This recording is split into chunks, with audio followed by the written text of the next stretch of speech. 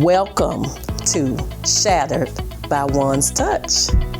I am your host, Marceline Williams, and let's get ready to get some healing, to get some direction, get some guidance, and most of all, get some love after trauma.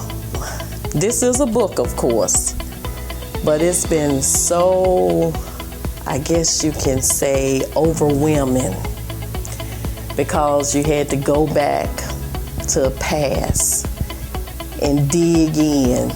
You know, even some people say, I didn't even remember all of that until I started writing it. And when we first started, you know, we were saying that as you writing your story, we want you to remember, but most of all, to be healed, to be restored. These ladies, this is their first time, but they have taken on the opportunity to write about their life, their past stories, not their current stories, but their past stories. So you lady, you beautiful one, so you can be healed when you think about your current situation and you want to know, is this your final escape? Can you come out? Yes, you can. Is it complicated? It may be, but you still can come out. And most of all, from defeat. Don't be defeated from trauma. Accept the trauma, but also accept your destiny.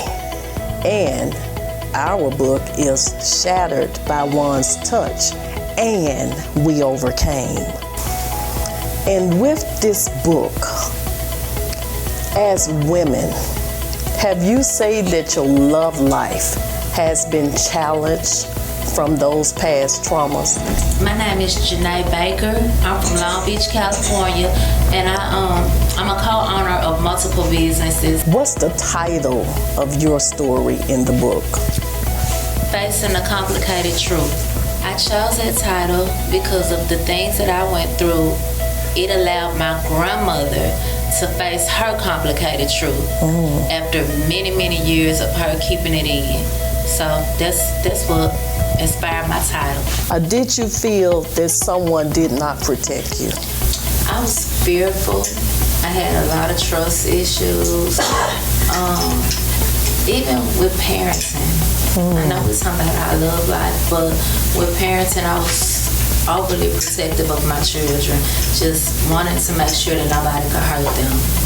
You know, it caused a lot of arguments in the early part of my marriage because my husband, he wasn't as overprotective as me. He had a lot of faith, and I was like, I don't trust this, I don't want this.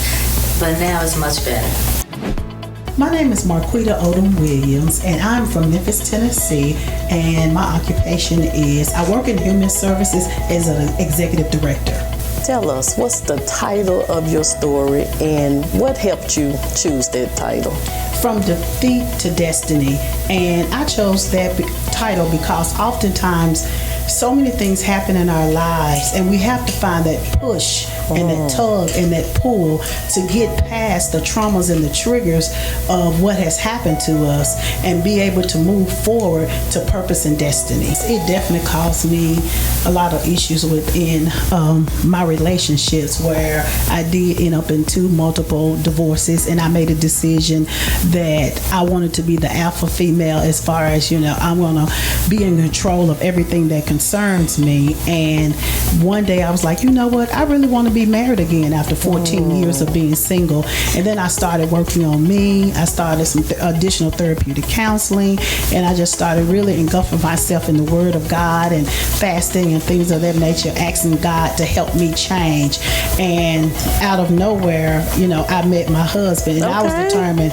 He didn't come packaged the way I want to, and that's how I thought he should be. And I started running. You didn't know. I didn't know. I started running, but then one day day I slowed down like, God, but if this is the man for me, slow me down enough and let me see. And an incident occurred, and it opened my eyes. And last November we were married, and he is the epitome of love, kindness, and everything that I saw in the storybooks. Wow.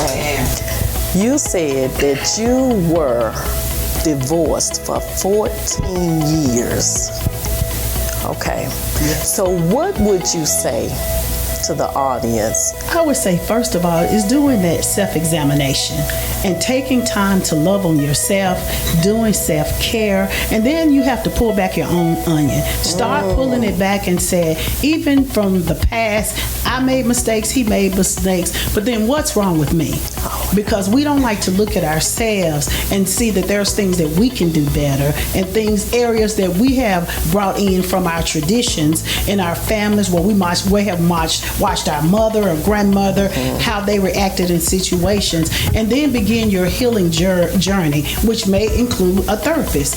And for me, it was also the Word of God, and just really begin to love me, the height, the size, and everything about me, just as I am, and then putting those boundaries in place that no matter who he is, if he does not, it's not about necessarily fitting every code that or everything that I've written on a piece of paper, but being that gap filler of what God called him to be for me and what I need to be for him. Come on now.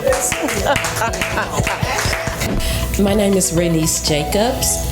I'm from Memphis, Tennessee, and I work in the corrections field as a supervisor and over the counseling department. And I'm currently pursuing my own women's ministry. I just launched my first women's journal last year, and I'm also pursuing licensure as a therapist. What's your title, and what helped you choose that title? My title is The Final Escape. And I chose that title because I was in a controlling relationship, and I tried 3 times to escape. And that last time I told myself, this is the final escape. I will not go back. Tell us about your love life. Well, I've kind of put my love life aside for right now. I'm chasing some dreams, and I'm just, love is going to come again. I know. Yes. I know it is. I prayed and asked God for love again, but right now that's not my main focus. Okay. My main focus is developing Renice, and like I say, chasing some dreams, because I have some goals where I want to be a year from now and 5 years from now. I'm not getting any younger, so I got to make Renice happy. I'm focusing on self-care and just doing a lot of things that makes me happy, and finding my peace and my inner peace. And like I say, love will come. Tell us exactly, because some women may be in a controlling relationship and may not even know. They may not even know that they be in control. What's a couple of examples of being in a controlled relationship? Ladies, controlling could be, like in my case, was financially, emotionally, physically. It became physically because I was kind of not allowing him to control me the way he wanted to, so I was combative, in other words, and I was pushing against him, so it became physical with us. And anytime a man tries to control your paycheck, your time, when you're getting off work or leaving to go to work, coming home, that's controlling. But even if you don't have an opportunity to actually tell your story, I want you to tell your story to yourself. Get you a piece of paper. Go back to those days that you can remember and start to write. Just write out everything you can remember. and be led by you.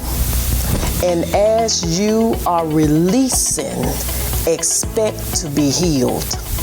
We are shattered by one's touch, and we overcame. Make sure that you tune back in, because we do have a segment 2. So keep watching, and God bless you very much.